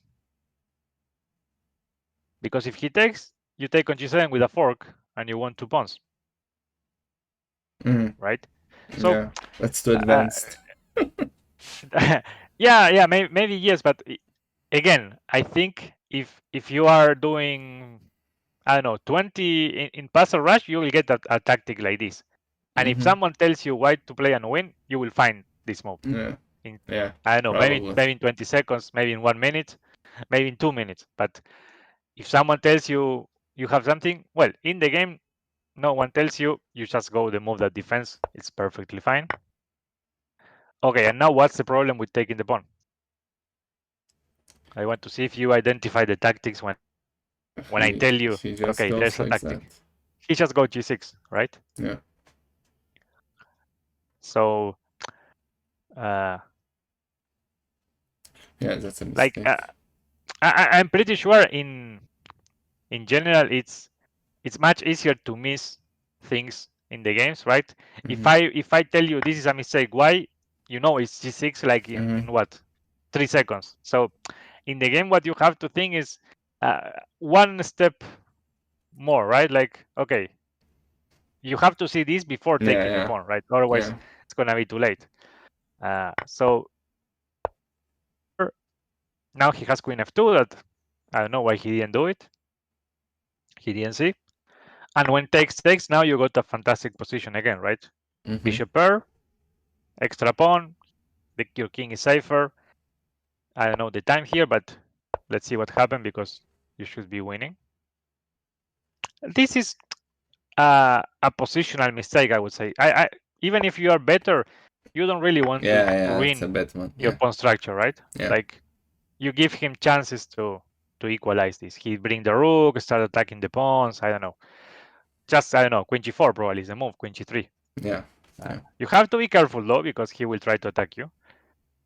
Okay, after this h3, very nice. Queen e4. Now it's a good trade for you, right? Trading here is fantastic. You want to trade queens, but not ruining the pawns. Pawn structure is really important. I mean, but it's just pawns. I mean, it won't decide my games. If I win a piece or I blunder a piece, it's gonna be even worse. Yes, of course that's true, but having a good pawn structure will make your game easier, right? It's like if you have the pawn on g3, well, you have to start worrying how to defend the pawn, how to defend this pawn. Here, everything is safe. I'm saying this, and let's see. Okay, this is a typical pattern. Yeah, Like, yes, uh, I know that. I you know, forget that. there Yeah. is a really famous game in one world championship match that Robert Fischer, Bobby Fischer. Yeah. Well, he took a pawn on h2 against Spassky in, Mm-hmm. I think it was Reykjavik, 1972, something like that, Mm-hmm. and he lost the bishop after g3. It wasn't like so clear like this because here you have nothing. He had something that it wasn't working, but it's a famous blunder of, I mean, important games. Mm-hmm. Here, what do you have to do? Like, what moves instead of taking on a7 do you see? Mm-hmm.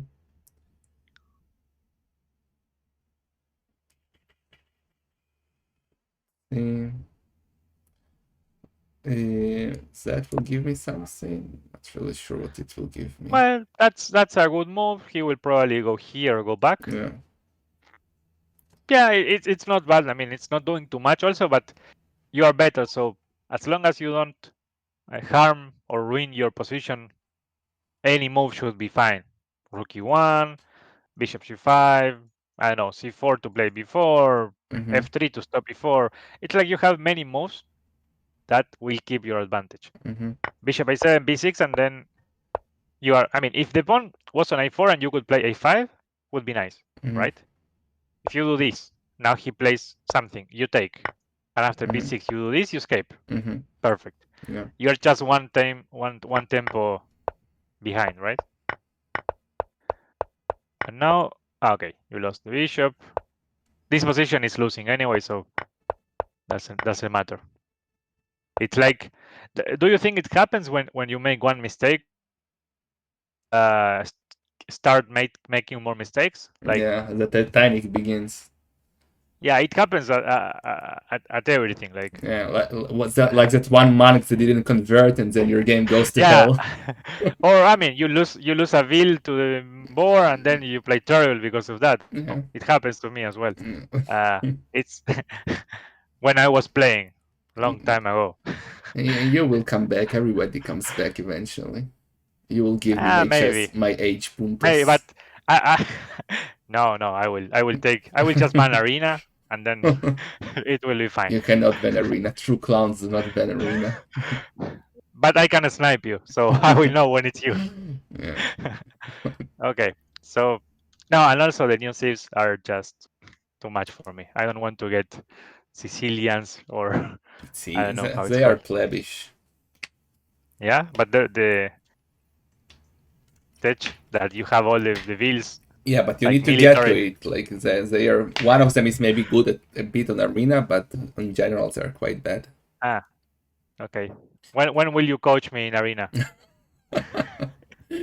When you will be back, no problem. Can you play an odds game versus FedEx?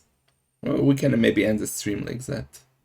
Okay. Yeah, let's check one. Okay, I will copy the last two games that you Mm-hmm. won, so we don't only see games you lose, and then we Something. play a games if you want. Let's Yeah. finish with these two to to say how good you play. Okay, Queen e6. Mm-hmm. It's a bad move. Here, when he start moving the queen too much, I don't think trading the queen is good. It's like you are helping him basically. You want to attack this queen because what's the problem of developing the queen too early? That every time your opponent attack your queen, you have to move it, right? And your opponent is, or you in this case, wins moves, Mm-hmm. just like free moves, right? Because he moves the queen. Now you do this. Imagine next move you do this here, and you start playing rook e1. He needs to move the queen again. He moves, I don't know, somewhere, and you attack the queen again with a bishop, and he needs to move again, right? You need to use the queen as a target, like to keep winning, developing moves, right? Queen e2 is just okay, allowing him to get a decent game if he just trade the queen and develop. He didn't, but well, you will take, yes. Bishop e5, g6, and now you took. Nice. I like the basics. If you can double pawns like this, yeah, that's what I aim usually, for. Aim for. yeah, every time you can get this, it's gonna be good. Now all these endgames are bad for him. What's the last? Actually, I see the next moves, and you see you took here, which is a big mistake because you're just fixing his pawn structure, right? Yeah, that's true. Yeah, So you're what do you right. have to do? I don't know, 94, for example, 94. Using this, what's the problem of double pawns? Not only that these two pawns are weak, but it creates a very, very weak square. Can you tell me which one? Weak square? What do you... Like, he can't really defend a square because of the double pawns.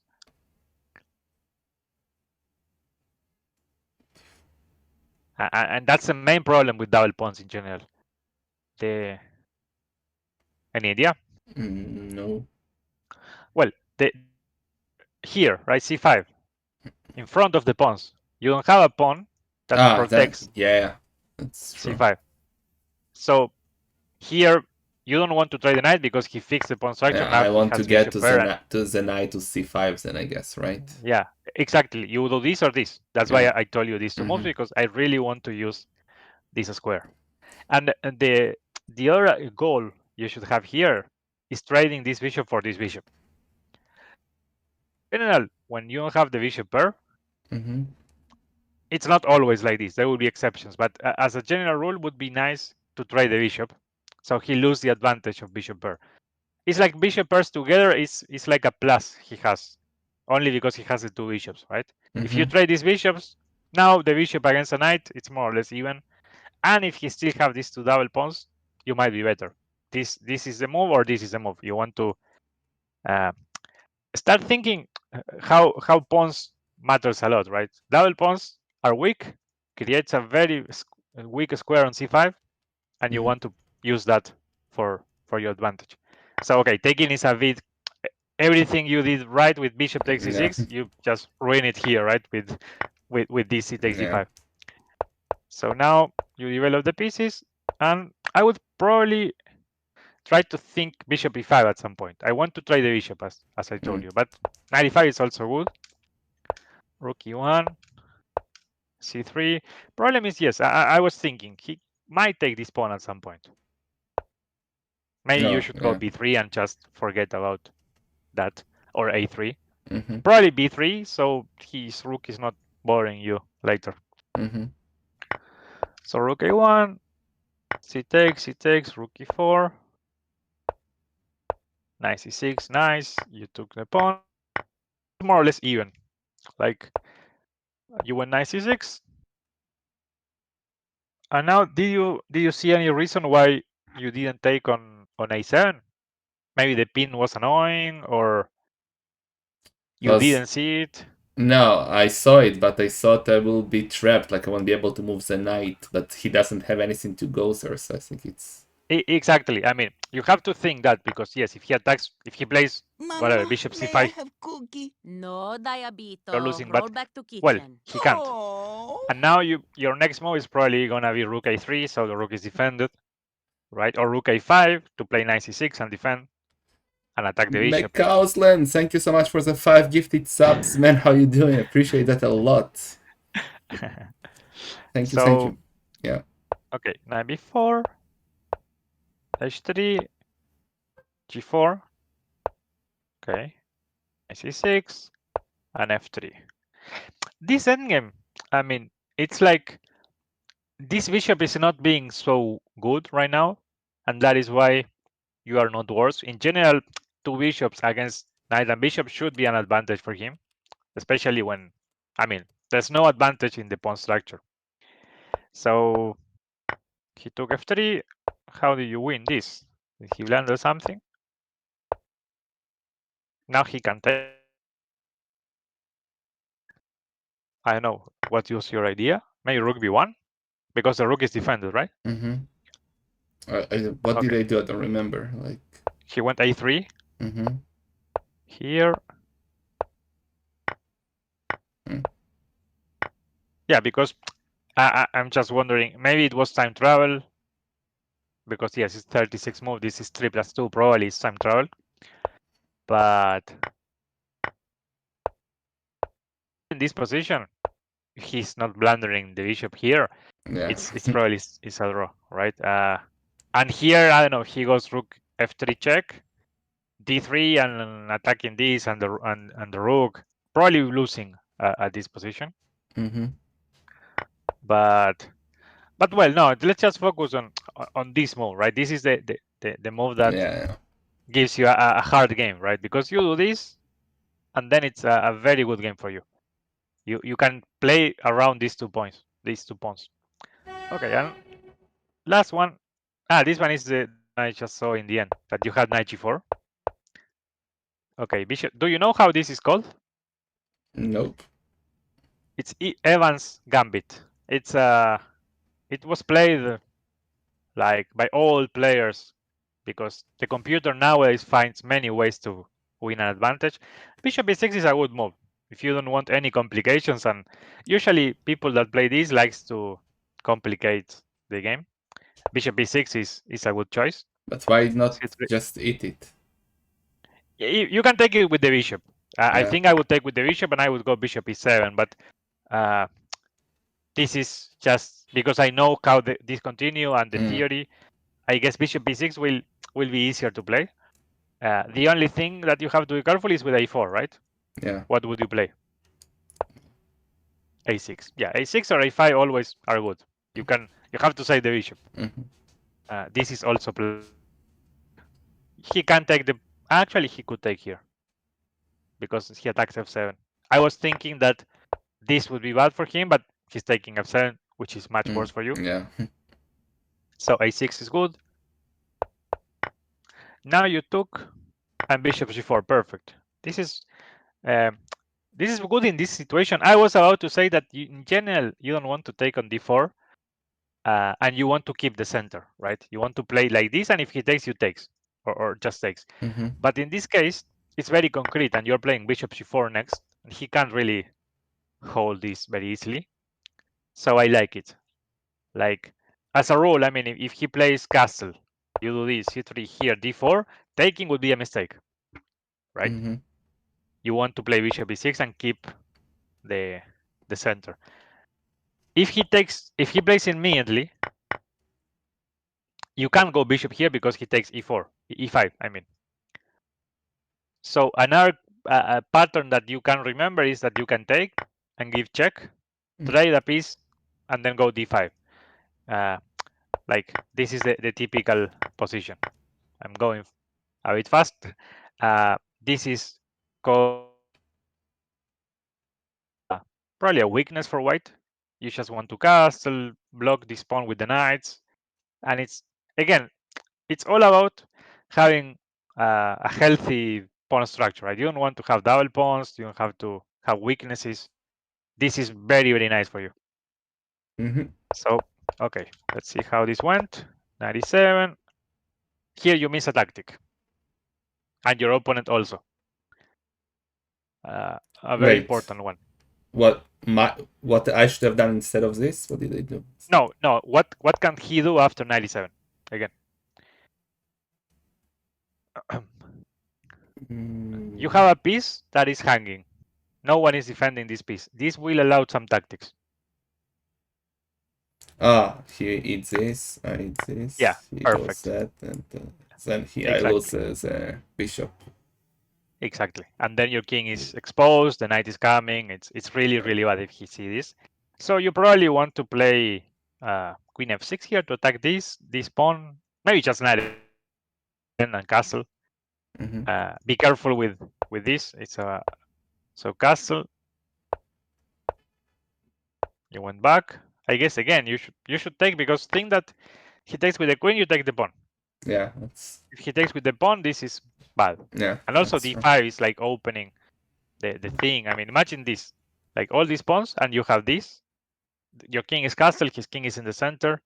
You are taking d4 in many situations. Terrible, Yeah. terrible for white. It's completely losing. Do you usually analyze the games like or click? Sometimes when I'm not mad, if I rage quit, I might start a new. You start on okay. Yeah. Okay, no, it's sometimes it's good to at least to see the moments where the computer changed too much. Yeah, most of the times I analyze. Most of Okay, the yeah, times. because you will. I mean, chess is a game that you will have similar positions Mm-hmm. many times. So once you start getting these patterns, next time you will do it better, right? This, for example, is completely losing for white. You just went back. Just also seeing that in general you play bishop g4, bishop h5 a lot. Like Yeah. it's something you usually do. You never take. In some situations you should take like this one because why you take here? Because So it he can take with the exposes. queen, Yeah. Yeah. right? Okay, so here knight before he went back. This pawn is hanging, so I guess this is a Yeah, I tactical missed it. thing. You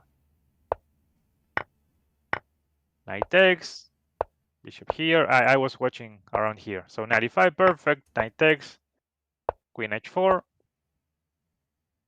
Here you could take f2, right?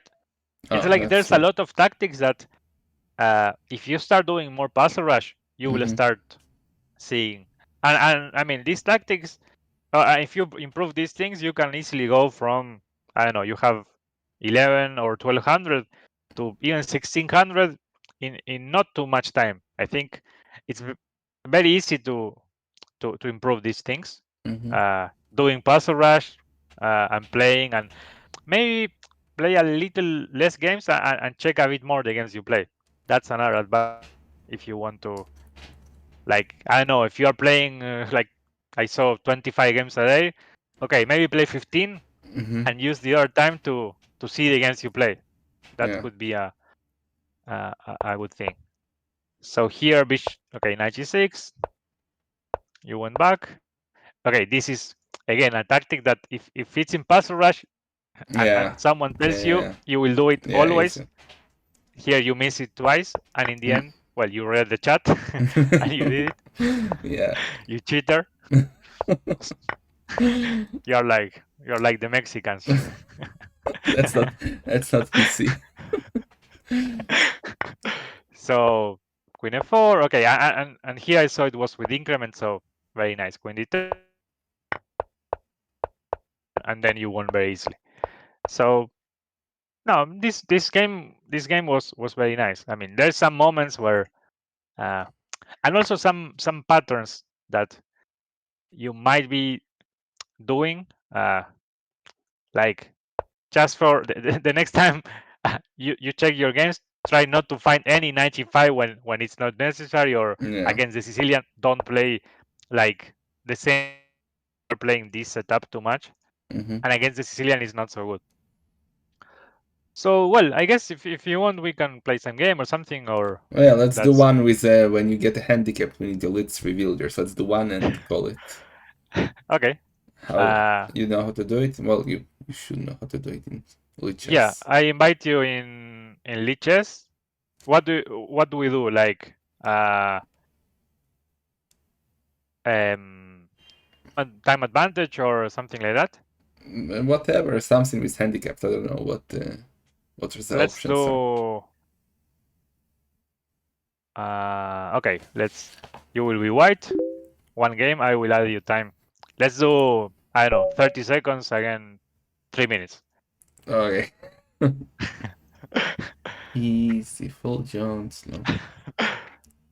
Let's go. Okay, so I will play the Sicilian. No, I will play e5. So I see your new Italian. Okay.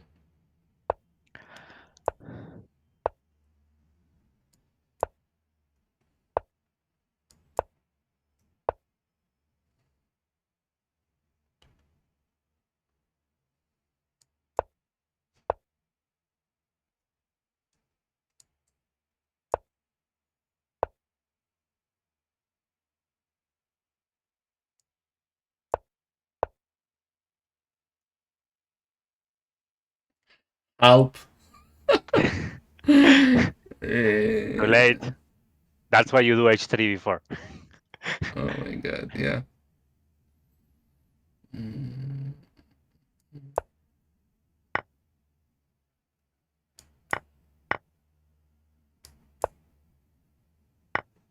Oh my god, man, why am I trying to play fast? You move too fast, and then I think that I need to move fast. Yeah, that's what usually happens. But you have time. Okay, I just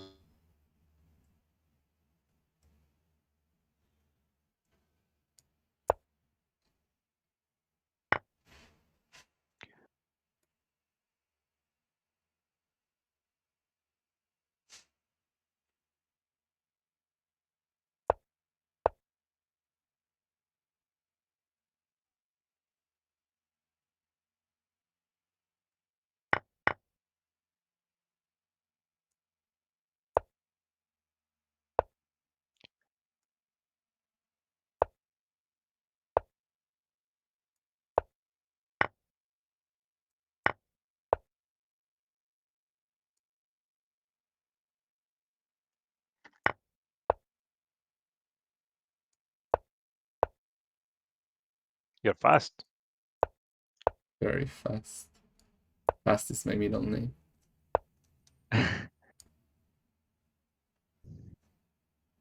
No. Danger.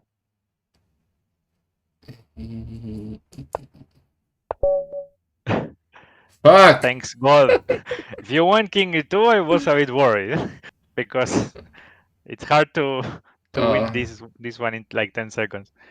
But Yeah. well, checking, for example, in move when I go d6, probably you should go that. I When I blame go bishop leeches because it makes weird sounds and stuff like that. good excuse.